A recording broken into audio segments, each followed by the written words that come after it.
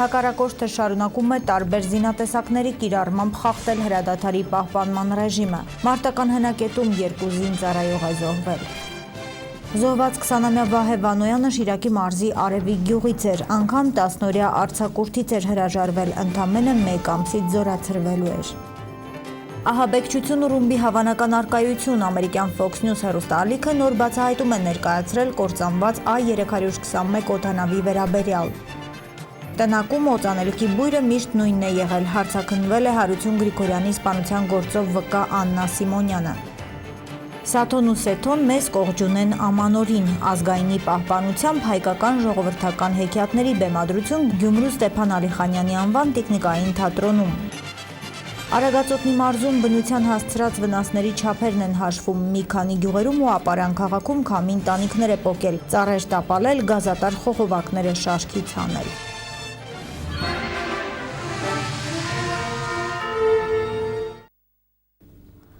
Օրվա նորությունների ընդհանրացմամբ այսօրի մարզային թողարկումն է եթերում, բարև ձեզ։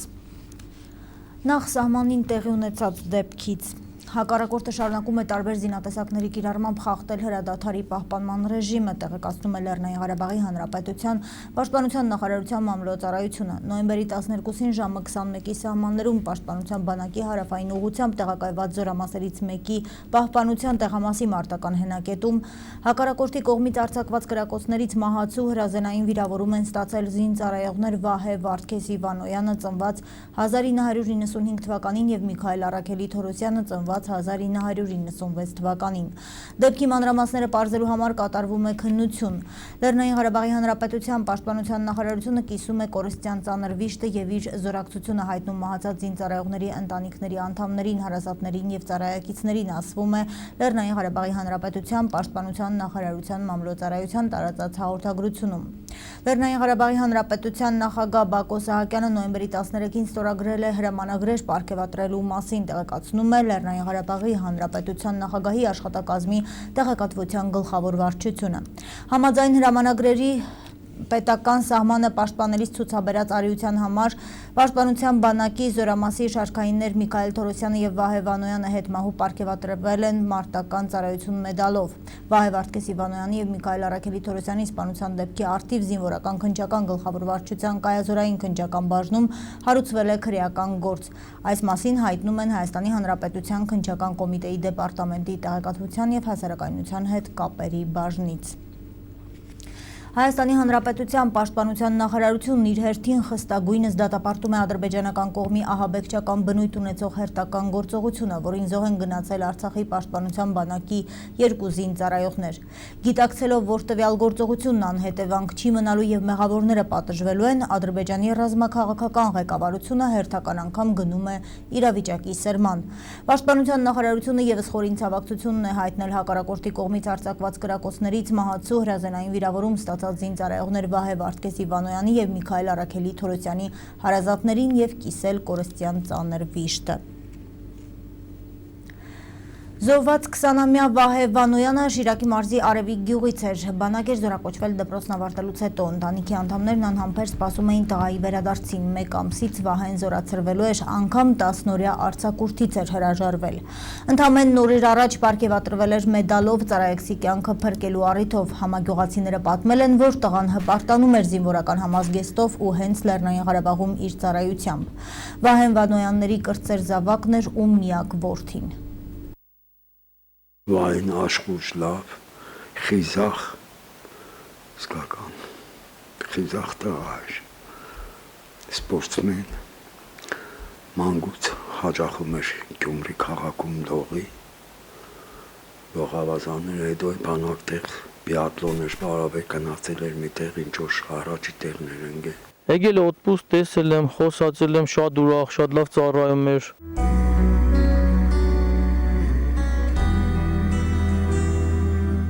Երկտող գրեց թողեց ինձ մոտ, եթե չգա ինչ հավավոտ, կտաս նամակը օրս, դե պատիվ ունեմ։ Ծնողներն սպասում էին, որ դու վերադարձի։ Պատիվ ունեմ նա ինձ ասաց, և նույն պահին էլ հեռացա, բայց ետ չեկա անմահացա։ վերջերս է խրամատներում իրանց ընկերներից մեկին փրկել էր այդ պատվիճակներից եւ նրան տվել էին պատվոգիր եւ 10 օր հարձակուրդ եւ մեդալով բարգեւադրել էին։ Այն հրաժարվել էր հարձակուրդից, թե 1 ամիս է մնացել վերադառնամ գա հայրենիքս, իմ տունս։ Շատ դուխով, հավասով շատ ուրախ էր Ղարաբաղ կծառայեր։ Կյանքս կտամ հայրենիքից, հոգիս աստծու պատիվսից, զենքս որդուս իսկ սերս հայրենիքը տա։ Մարը ասեց, որ 12-ի երեկոյան, ամսու 12-ի երեկոյան, 8-ի սահմաններում հեռախոսազրույց ունեցել մոտավորապես 30 րոպե մորը հետ հեռախոսազրույցից հետո ժամի 9-ի սահմաններում հետո դեպքը պատահել։ Երևանցի տղա եղել խփել են, ինքը գնացել որ հետ բերե իրանել են խփել։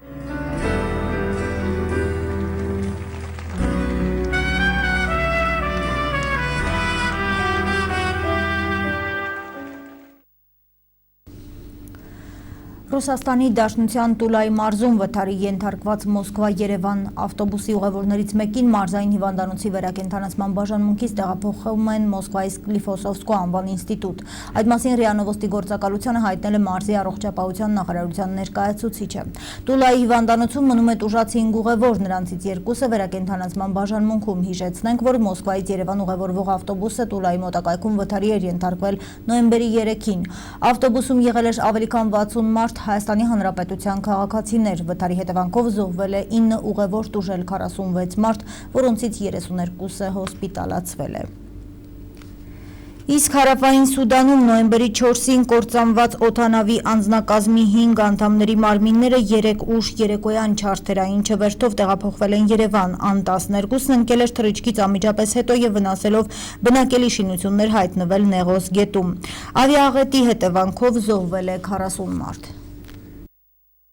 Երևան չարթերային չվերթով Երևան հասած բեռնատար օդանավը հայրենիք վերադարձրեց նոյեմբերի 4-ին Հարավային Սուդանում ավիավթարի հետևանքով զոհված հայ օդաչուների մարմինները։ Ինքնաթիռը վայրէջք կատարեց ուշ երեկոյան։ Երևանից Մոսկվա նույն օդանավով ճանապարհը կշարունակի 6 հոգանոց անձնակազմի ռուս օդաչուն։ Ավիավթարի զոհերի մարմինները օդանավակայանից տեղափոխվեցին դատաբժշկական կենտրոն, որտեղ հարազատներին սպասվում է ամենադժվարը՝ ճանաչման գործընթացը։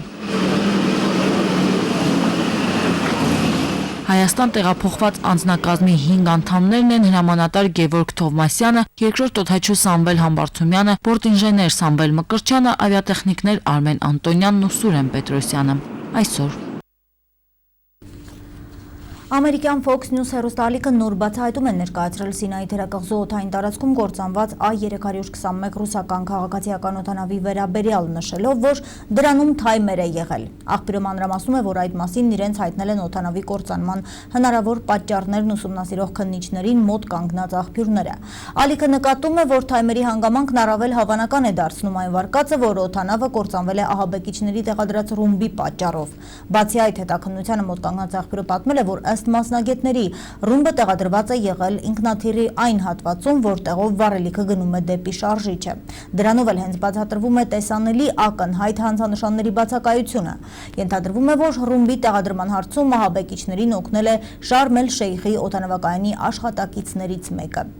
Հիշեցնենք, որ Կոգալիմ ավիաընկերությանը պատկանող օդանավը, որում եղել է 224 մարդ, կործանվել է Շարմ էլ-Շեյխից Սանկտ Պետերբուրգ թռչելու ճանապարհին։ Լիբանանում Հայաստանի Հանրապետության դեսպանության նախնական տվյալներով 3 Բեյրութում գրանցված պայթյունի հետևանքով տուժածների թվում Հայաստանի Հանրապետության քաղաքացիներ կամ հայեր չկան։ Արդեն տեղեկացրել ենք, որ Լիբանանի մայրաքաղաքում մահապարտ ահաբեկիչները 2 պայթյուն են իրականացրել, ինչի հետևանքով առնվազն 43 մարդ զոհվել է, կա ավելի քան 200 վիրավոր։ Ռուսական օդուժը Սիրիայում այս անգամ իրականացրել է 107 մարտական թռիչք։ Ռուսաստանի պաշտպանության նախարարության հաղորդմամբ վերջին 2 օրվա ընթացքում ոչնչացվել է ահաբեկիչների 289 թիրախ, տեղակայված Հալեպի, Դամասկոսի, Իդլիբի, Լաթաքիայի, Համայի, Դարայի, Հոմսի եւ Դերզորի նահանգներում։ Ինչպես երևում է, գրողների անցկացման աշխարհագրությունն ընդլայնվել է, նախկին 6 նահանգների փոխարեն օդային հարվածներ են հասցվում 8 նահանգում։ Ռուսաստանի նախագահ Վլադիմիր Պուտինը հայտարարել է, որ ռուսական կողմը համագործակցում կապում է նաև Սիրիայի ընդդիմության հետ, հերքելով այն լուրերը, թե ռուսական օդուժը հարվածներ է հասցնում ոչ թե ահաբեկիչների, այլ ընդդիմության դիրքերի ուղղությամբ։ Ռուսաստանը սեպտեմբերի 30-ից օդային ռազմական գործողություններ է իրականացնում Սիրիայում նախագահ Բաշար Ասադի խնդրանքով։ Միացյալ Նահանգները 5 շաբթի օդային գրոհներ է իրականացրել Սիրիայում, թիրախավորելով ջիհադի Ջոն անունով հայտնի իսլամական պետության զինյալին։ Նա երևացել է ամերիկացի եւ բրիտանացի պատանդների գլխատումը ցույց տվող խմբավորման մի շարք տեսանյութերում։ Պենտագոնի ներկայացուցիչը հայտնել է, որ օդային հարվածները հասցվել են Ռաքա քաղաքում, որը խմբավորման զինյալները հռչակել են որպես իրենց մայրաքաղաք։ Պենտագոնը գրեթե վստահ է, որ ջիհադի Ջոնը սպանվել է, սակայն հարվածների արդյունավետությունը դեռևս ուսումնասիրվում է։ Ամերիկյան Washington Post թերթը հաղորդում է, որ հարվածը հասցվել է անօդաչու թռչող սարքից։ Նշվում է, որ ջիհադի Ջոն կեղծանվամբ հայտնի զինյալը Մեծ Բրիտանիայի քաղաքացի ծագումով քուվեյթցի Մոհամեդ Էմվազին է, որին արևմուտքը հետապնդում էր ավելի քան 1 տարի։ Միաժամանակ Միացյալ Նահանգների պետքարտուղար Ջոն Քերին պատրաստվում է Սիրիայի հարցով նոր քննարկումներ սկսել։ Ավստրիայում Սիրիայի խնդրի շուրջ Քերիի հանդիպումը հաջորդում է այդ նույն հարցի վերաբերյալ հոկտեմբերի վերջին կայացած նախնական բանակցություններին եւ հանդիսանում է այդ քաղաքական քննարկումների շարունակությունը։ Սիրիայի արտգործնախարարի տեղակալ Ֆեյսալ Մեկտադը պնդում է, որ Ավստրիայում բանակցություններում ներգրաված երկրները պետք է ճշգրիտ նպատակ ունենան։ Նկատի ունեմ նրանց, ովքեր Սիրիայում ցանկանում են խաղաղ կարգավորման հասնել։ Նրանք պետք է դադարեցնեն որևէ զինված խմբի տրամադրվող աջակցություն այնտեղ։ Առաջինը նրանք պետք է կռվեն ընդդեմ ահաբեկիչների, երկրորդը պետք է սիրիացիներին հնարավորություն տան ինքնուրույն լուծելու իրենց խնդիրները։ Սակայն ԱՄՆ-ն եւ բազմաթիվ երկրներ, ներառյալ Թուրքիան, պնդում են, որ Սիրիայի նախագահ Բաշար al-Ասադը չի կարող մնալ իշխանության գլուխ։ Մինչդեռ Ռուսաստանը եւ Իրանը շարունակում են ընդդիմանալ Սիրիայի ղեկավարությունում փոփոխությունների իրականացմանը։ Նրանք ցանկանում են բարեփոխումների իրականացում հենց հիմա, նախքան սիրիացիների կողմից Սիրիայի քաղաքական ապագայի որոշումը, եւ ինչպես պետք է սիրիացիները համաձայնության գան այս հարցի շուրջ։ Կարծում եմ, նրանք ձիերը կարգի հետևից են կապում։ Ռուսաստանը վերջերս դատապարտել է իսլամական պետություն խմբավորման դեմ Սիրիա զորք ուղարկելու ԱՄՆ-ի ծրագիրը, վերջինիս մեղադրելով իր հետ միշտորդավորված պատերազմի սանձազերծման մեջ։ Նախքան սիրիական հարցի շուրջ բանակցությունների համար Ավստրիա մեկնելը Քերին կայցելի Թունիս, որտեղ հանդիպում կունենա այդ երկրի պաշտոնյաների հետ, քննարկելու Ամերիկա-Թունիսյան ռազմավարական երկրորդ երկխոսությունը։ Քերին 3 երկրներ կատարելի կայցը կավարտի Անտալիայում, ուր կմիանա ԱՄՆ-ի նախագահ Բարակ Օբամային աշխարհի առաջատար 20 երկրների գագաթնաժողովի ընթացքում։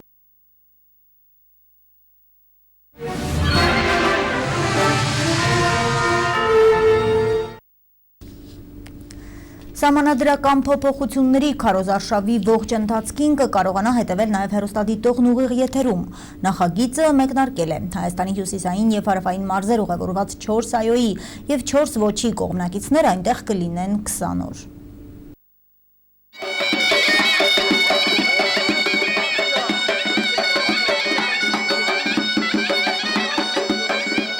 Այոյի եւ ոչի քարոզիչներին ճանապարհում են Զուռնա-Դհոլով։ Հայաստանի հյուսիսային ու հարավային մարզեր են ուղևորվում ավտոբուսներով։ Վաղվանից կսկսեն սահմանադրական փոփոխությունների քարոզարշավը։ Յուրաքանչյուր խմբում 8 հոգի է, 4-ն այոյի, 4-ն էլ ոչի կողմնակից։ Նրանց քարոզարշավը հեռուստաեթերում կլինի։ Հեռուստանախագիծը կոչվում է Այո եւ ոչ։ Սա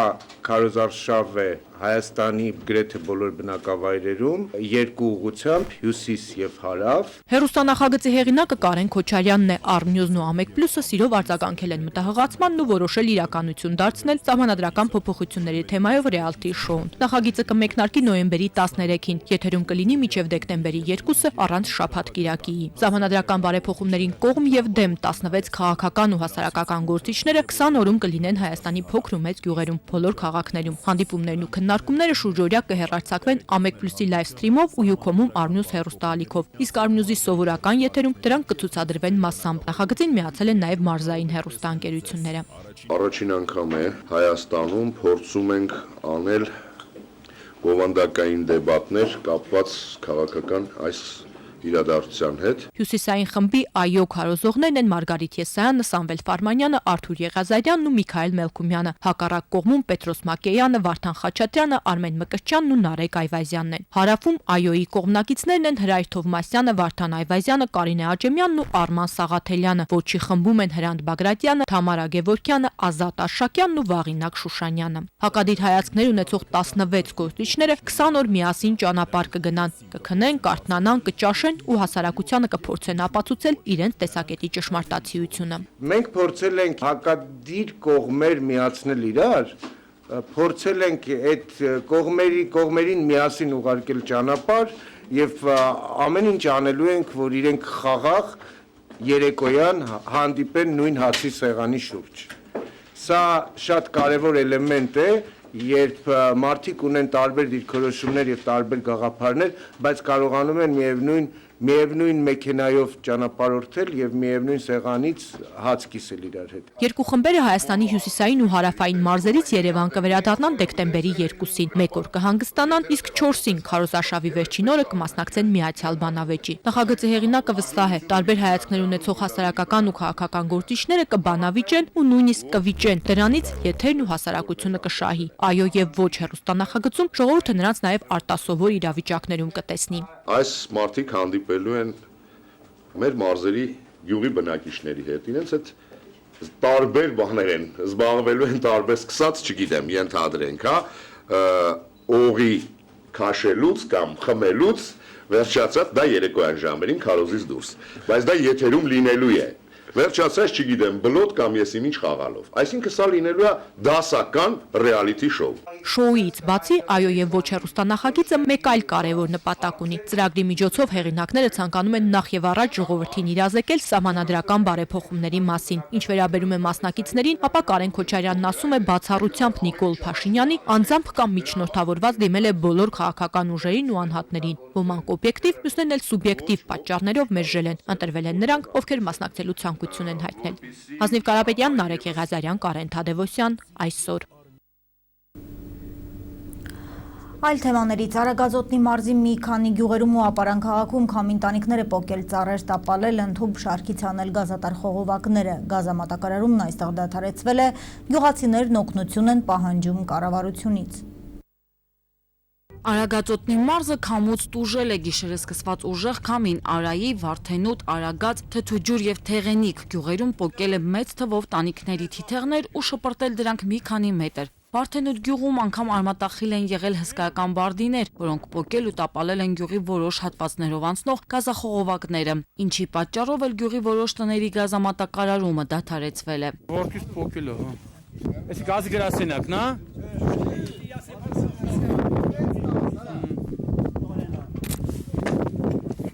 Նայ, դաժե էսա, բիցետք։ Ուժեղ քամու հետևանքով նույնիսկ պատերն են փլվել։ Վարդենուտի գյուղապետը վստահեցնում է, մոտ 80 տուն մասնակի վնասվել է, եւս 20 տուն էլ բավական մեծ նյութական վնաս ունի։ Տանում էր քամին քշեց, չկարողացա ասել սպայել, շուտ եկա։ Վախեցա որ ելնի դուս դուր, շարծա բակի։ Մեկ էլ հրոստ եկավ, շրջեց գետին էլ արդեն չի կարել դուսել։ Զարթ ուներ, որ այդ քամբուձենը լսեցիր։ Հետո հելար տեսար կրիշի չկա։ Չէ, լուսամտիս նայի, ծումեր, հետո պարկայնի։ Արագածոտնի մարզպետին իրավիճակի մասին արդեն տեղեկացրել են, սպասում են արձագանքին։ Հանձնաժողով կստեղծի, վնաս չափերը կաշվեն ու կսպասենք ինչ ձևի փոխանցում։ Իդեպ նույն վիճակն է նաև Ապարան քաղաքում տուժած քաղաքացիներին է այցելում Ապարանի փոխքաղաքապետը, ով իրավիճակի մասին անընդհատ տեղեկություններ է փոխանցում Արագածոտնի մարզպետին։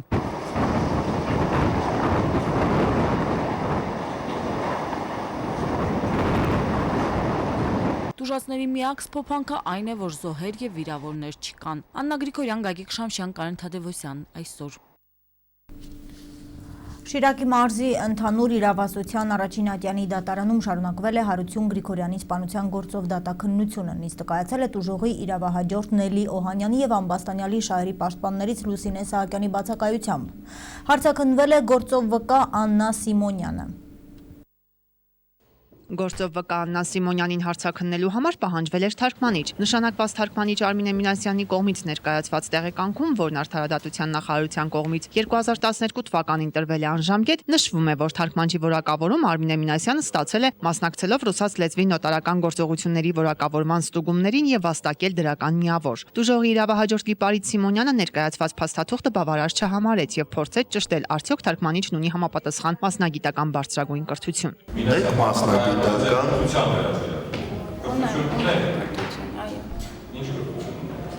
բարձրագույն կրթություն չունեմ, բայց ունեմ թարգմանչական դասընթացների մասին վկայական։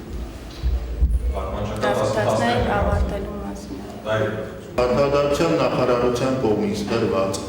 նոտարական գործունեություն իրականացնելու ժամանակ թարգմանություններ իրականացնելու վերաբերյալ տեղեկանքը դեռևս հիմք չէ համարելու որակավորումը հավաստող փաստաթուղթ։ Հիմք ընդունելով թարգմանչի կողմից ներկայացված վկայականը Լիպարիտ Սիմոնյանը բացառք հայտնեց նրան։ Արմինե Մինասյանն էլ իր հերթին առարկեց, ասելով, որ ինքը բազմիցս մասնակցել է տարբեր դատական նիստերին որպես թարգմանիչ։ Դատարանը որոշ ժամանակով խորհրդակցական սենյակ հեռանալուց հետո կայացրեց համապատասխան որոշում։ Որոշեց թարգմանիչ Արմինե Քաջիկի Մինասյանին հայտնած բացարկը մերժել։ Պարզաբանվում է, որ դատարանի որոշումը կայանում է նրանում, որ Հայաստանի Հանրապետության քրեական դատավարության օրենսգիրքը չի սահմանում որևէ մի որակավորման առանձնահատկություն, որակավորման փաստաթղթի առանձնահատկություն, որը պետք է ներկայացվի։ Վերջապես հերթը հասավ վկա Աննա Սիմոնյանի ցուցմունքը լսելուն։ Վկան չցանկացավ տեսանկարահանվել, փոխարենը մանրամասն նկարագրեց, թե տուժող Հարություն Գրիգորյանը եւ ընկերուհին ինչ հաճախականությամբ են այցելել Վարդբաղի հանգստյան գոտի։ Իդեպ վկան արդեն 4 տարի է բնակվում է Վարդբաղում։ Ըստ նրա տված ցուցմունքների իրեն միշտ հետաքրքրել է, թե ով է իր իսկ խոսքով ասած Հարութ Ձյաձյայի ընկերուհին, սակայն վերջինիս միշտ թիկունքից է տեսել։ Խորհրդավոր կնոջը վկան արտակնապես տեսել է այն ժամանակ, երբ նա ամուսնու ամբաստանյալ Արման Կատունյանի հետ է եկել միևնույն հանգստյան գոտի։ Տուժողի իրավահաջորդի Շայրի պաշտպանյային հարցին, թե արդյոք Հարություն Գրիգորյանի հետ մշտապես միևնույն կինն է եղել, վկան հաստատեց, որ այո, նրանց զբաղեցրած տնակում միշտ միևնույն օծանելիքի բույժն է եղել։ Աննա Սիմոնյանի հարցաքննությունից հետո դատարանի միջնորդությամբ հանդես եկավ մեղադրող Լևոն Պետրոսյանն այն մասին, որ կա անհրաժեշտություն օպերատիվ հետախուզական միջոցներով պարզելու հանցագործության գործիք հանդիսացող ատրճանակն ում կողմից եւ ինչպես է ձեռք բերվել։ Հանցագործության գործիք հանդիսացող ատրճանակի հայտնաբերման ձեռքբերման հետ կապված առանձնացված վարույթով տրվող օպերատիվ հետախուզական միջոցառումներ անցկացնելու մասին որոշում հանձնարարական հետաքննության բանի ունենք տեղեկություններ, ես միջնորդում եմ այս փաստաթղթերը քրեական գործի, սա որոշումն օպերատիվ հետախուզական միջոցառումներ անցկացնելու մասին, ուղեկցական դրությունը եւ ստացված պատասխանը։ Միջնորդությամբ հանդես եկավ նաև Լիպարիտ Սիմոնյանը, վերջինս նշեց, որ հարկավոր է որպես վկա ներգրավել նաև Գետքի համայնքապետ Հովիկ Մխիթարյանին։ Հովիկ Թորգոմի Մխիթարյանը չէր հարցաքննվել սույն քրեական գործով։ Եվ պարզ չէ, անձամբ ինքն է հայտնաբերել դիակը, թե այլ անձինք են հայտնաբերել, արդյոք դիակը հայտնաբերելուց հետո նրանք տեղաշարժել են այն թե ոչ, եւ արդյոք մինչև հայտնաբերելը որևէ դեպքի ականատես եղել են թե ոչ։ Փաստաբանի միջնորդությունը բավարարելուց հետո նախագահող դատավորը հետաձգեց նիստը։ Հաջորդը նշանակվեց դեկտեմբերի 4-ին։ Ալա Բաղդասարյան, Խաչատուր Գևորգյան, այսօր։ Շարունակում ենք թողարկումը։ Գյումրու Ստեփան Ալիխանյանի անվան տիկնիկային թատրոնն անակնկալ ունի հանդիսատեսին։ Ազգայինը պահպանելու եւ հայկական ժողովրդական հեքիաթները երեխաներին առավել մատչելի տարբերակով հասցնելու նպատակով է բեմադրվում բարեկենդանը։ Ձմռան ամիսներին թատրոնը չի դադարի աշխատել, բաց է տարվա ցանկացած եղանակի։ Սաթոնե, սեթոնե, էսել հրճագավոր ծին է։ Սաթոնուսետոն մեզ ողջունեն ամանորին Շիրակի թեմի առաջնորդի հուշումով Գյումրու տիկնիկայինը բեմադրում է բարեկենդանը։ Սրբազանը վաղուց ուզում էր մեզ հուշում էր, ինչու բարեկենտակ չեք անում, որովհետեւ մեր հայ հասարակությունն իմանա, որ նոր տարուց բացի մենք հայերս ունեցել ենք նաև բարեկենտան, որը փոխարինել է ամանորյան։ Այսինքն ռուսական Դեդ Մորոզին պիտի փոխարինի մեր բարեկենտանը։ Տիկնիկայինի գերխնդիրը երեխաներին հայկական ժողովրդական հեքիաթների միջոցով հայեցի դասյարակելն է։ Տնօրեն Լևոն Բաղդասարյանն ասում է, անում են ամեն ինչ, որպեսզի կարողանան փոքրիկների հոգեբանության մեջ ամրապնդել հայկական մտածողությունը։ Առանց այդել համակարգիչով իրենք այդ բոլոր սպեսած ժամանակակից շատ դեպքերում նաև չագերտներով, որովհետև դաշնություն կա այնտեղ կա անիմաստ հորդոր, անիմաստ տրամաբանություն նույնիսկ բացակայում է։ Մենք աշխատում ենք խուսափել եւ դաշնությունից, եւ այդ պատերազմոյ կոչանելուց եւ սպանության կոչանելուց։ Տեսեք, մեզ մոտ կարմիր գլխարկ ենք բեմադրել, որտեղ գայլը չի կուլ տալիս տադիգին, որովհետեւ փորից դուրս չկա, չի կարելի։ Մի խոսքով երեխաներ հաջիկով են գալիս, ասեմ։ Ինչու՞։ Որտեվ եթե մեզ թվում է թե մեր երեխաները սոսկ մուլտհերոսներով են ապրում, այդպես չի։ Երեխաները արդեն հեքիաթները գիտեն։ Իրենք երբ որ տեսնում են արդեն տեխնիկային թատրոն, տեսնում են այդ կերպարներին, իրենք արդեն այդ հեքիաթը լրիվ պատկերացնում են ու արդեն իրենց համար շատ հասկանալի ու մատչելի է դառնում։ Ժամանակակից մուլտհերոսներ Սպունգ Բոբի, Բեթմենի, Սարտ Մարդու, Թոմի Ջերիի, Միկիի եւ մյուսների կողքին որքանով են տիկնիկները մրցունակ հետաքրքրում են երեխաներին, թե ոչ։ Լևոն Բաղդասարյանը վստահ է, փոքրիկները հաճույքով եւ մեծ հետաքրքրասիրությամբ են գալիս թատրոն։ Տիկնիկագործ Սյուզաննան ներկայացնում է պատրաստման փուլում գտնվող մի տիկնիկ եւ նշում, որ այն ավարտելուց հետո չի զիջի մուլտֆիլմի հերոսին։ Սա ռոբոտ է, ներկայացման համար նոր են պատրաստել։ Ինքը многофункциональный է, ինքը ավարտած չէ, ճիշտ ասած, տեխնիկա մինչև վերջ պատրաստ չէ։ Ճիշտ է, երեխաներին չենք զարմացնել, բայց գալիս են, ուրախանում են, զարմանում են, որ ամեն ինչից կարելի է ստանալ գեղեցիկ նորույթ։ Սկզբում քանդակը պենոպլաստից են կանում։ Իսկ այս վերջի տեխնիկները հիմա որ պատրաստվում է, դրանք բոլորը պապեմաշեով են ու ավելի գեղեցիկ է։ Մետո կերպարը արդեն կարող ես պապեմաշեով, որ անում ես, ավելի հարթ ու լավ է ստացվում, քան բնական է պենոպլաստով ու լեպկայով։ 80-ամյա տիկնիկայինը շատ դժվարություններ է տեսել անկում այն է համարվում հատկապես 88-ին հաջորդած տարիները, երբ պետք էր դիմանալ մեծ ոչին եւ հոգեբանական ճնշվածությունից դուրս բերել հատկապես երեխաներին։ Արագ վերաբացվում է թատրոնը խաղացանկից ժամանակավորապես հանվում է Գառնուկ աղբերն ու ուրախ ներկայացումներ են բեմ բարձրանում։ Ունենք Գառնիկ աղբեր չխաղացինք, որովհետեւ որբության թեման հենց առաջի պլան չկա։ Բերեցինք ուրախ հեքիաթներ, ուրախ ներկայացումներ եւ բացեցինք ու գնացպես ճանապարհը շատ դժվար էր։ Հետո մութ տարիները սկսվեցին, ժամը 12-ից հետո մեր ավտոբուս ունեինք, ավտոբուսով հանդուրիթը գալիս էր մինչև առավոտ փորձում էինք, երբ որ լույս ունեինք։ Անցան այդ դժվար տարիները, Փառք Աստծո, եկան մեր այսօրվա մրցակցային տարիները, սրանք էլ հեշտ տարիներ չեն, որտեղ պիտի կարողանաս մրցակցել։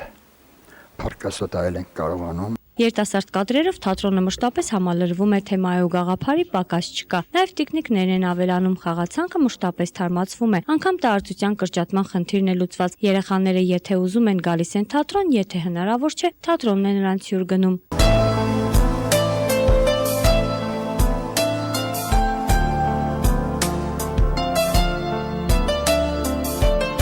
Իսկ ընդհանուր առմամբ այս դռները բաց են տարին բոլոր, ամառ ու ձմեռ տիկնիկային թատրոնի համար չկա։ Օդի ջերմաստիճանն այստեղ միշտ կայուն, հանդիսատեսի տրամադրությունն էլ բարձր է։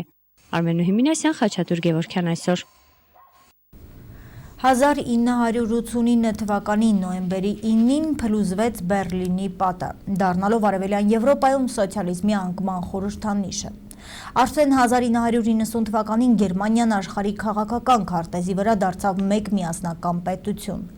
Գերմանիայի վերամիավորման 25-ամյակին եւ Բերլինի պատի փլուզման խորհրդին էր նվիրված նոյեմբերի 13-ին Գյումրու Բերլինի Արտ հոթելում կազմակերպված ցուցահանդեսը, որտեղ ներկայացված աշխատանքներում ասելիքը մեկն է՝ ազատվել բոլոր տեսակի պատերից ու պատնեշներից։ Ցուցահանդեսի բացման հանդիսավոր արարողությանը ներկա է գտնվել նաև Հայաստանում Գերմանիայի Դաշնային Հանրապետության արտակարգ եւ լիազոր դեսպան Մաթիաս Քիսլերը։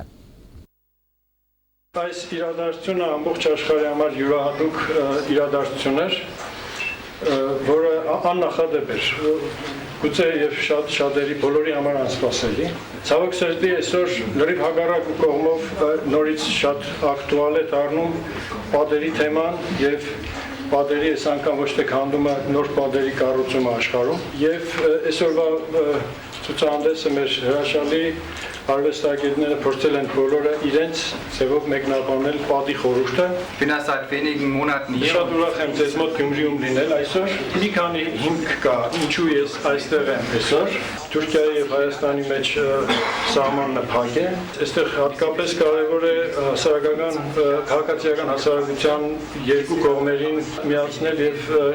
դիալոգը, երկխոսություն սկսել։ Ես շնորհակալ եմ արվեստագետներին, որ այս ցուցահանդեսով պատի թեման արձանագրել են տարբեր տեսանկյուններից։ Եկեք վերացնենք պատերը եւ բարեցնենք։ Let's destroy all walls and Եվ դրանք փոխարինենք կամուրջներով։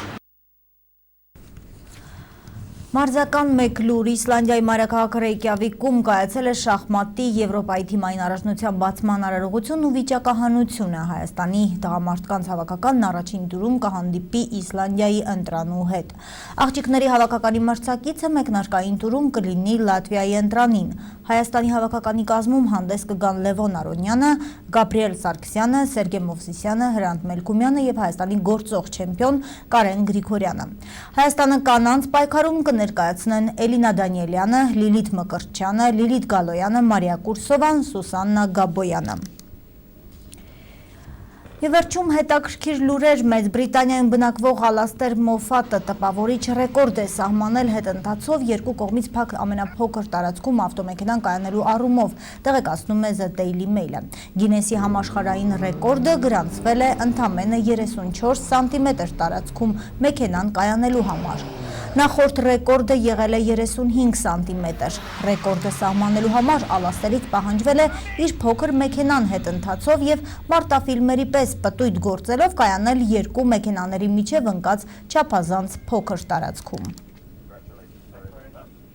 Իսկ շվեդ գյուտարար Սիմոն Գիրցը հերթական անգամ զվարճացրել է օգտատերերին իր վայրի սարքավորումներով, այս անգամ աղջիկը ստեղծել է զարթուցիչ, որը հնարավոր չէ անտեսել, տեղեկացնում է օբոզրևատերը։ Սարքը հավաքելու համար Գիրցին անհրաժեշտ է եղել ժամացույց, շարժիչ, արհեստական ձեռք եւ այլ մասեր։ Առաջին փորձարկումները հեղինակի խոսքով այնքան էլ հաջող չեն անցել։ Նրա մազերը փաթաթվել են շարժիչին եւ նա ստիպված է եղել արագ քանդել սարքը։ Իր գյուտը Գիրցն անվանել է ավելի շուտ ստորացուցիչ, քան ցավոտ։ Այսպիսին էր այս ժամի թողարկումը, իսկ ես ձեզ հրաժեշտ եմ տալիս մաղթելով ամենայն բարիք ցտեսություն։